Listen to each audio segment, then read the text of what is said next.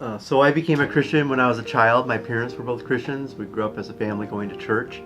And when I was 8 years old, I accepted Jesus into my heart. So obviously throughout my life at different times, in junior high and in high school and in college, I had new moments where I made kind of new commitments as I got older and as I understood things better. But I think all of those new commitments still harken back to that first decision that you make when you're a little child.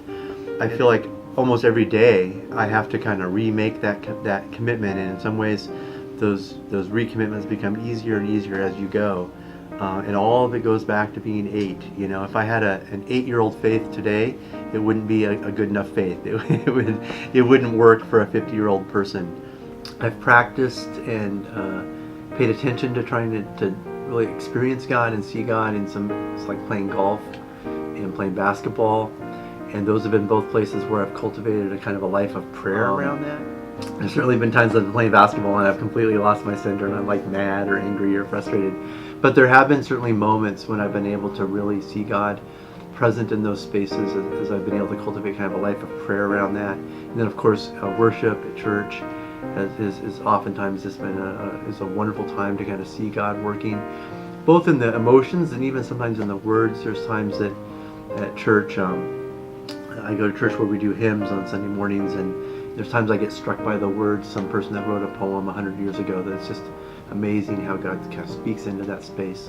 So I do see God at work in special ways in some of those places where I've tried to cultivate kind of listening and looking for God. And I think the Bible kind of outlines the ways that you hope God would change your life in a few different places. In Galatians, Paul says that the fruit of the Spirit is love and joy and peace and patience and kindness and goodness and faithfulness and self-control. In 1 Peter, you get a similar list. It says, add to your faith knowledge, to knowledge, goodness, to goodness, love.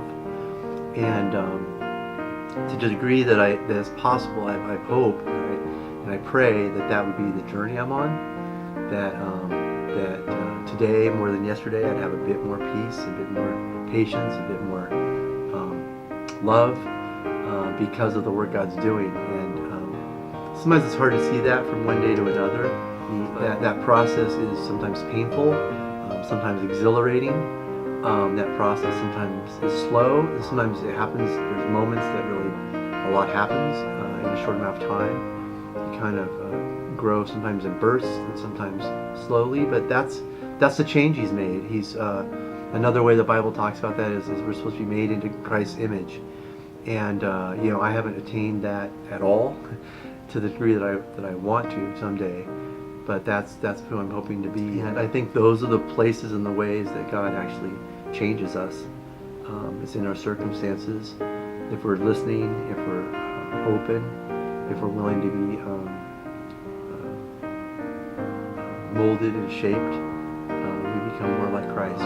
What advice would I give for someone? I think one piece of advice I would give is carve out time to immerse yourself in Scripture and let the Bible become food. And my advice is that Scripture becomes a resource into those places. And so I'll give an example. There's been times I've been stuck or hurt or frustrated, and it's in those moments that some of the stories about God finding us even when we're not looking for Him becomes something I can just trust, even if I'm not experiencing it.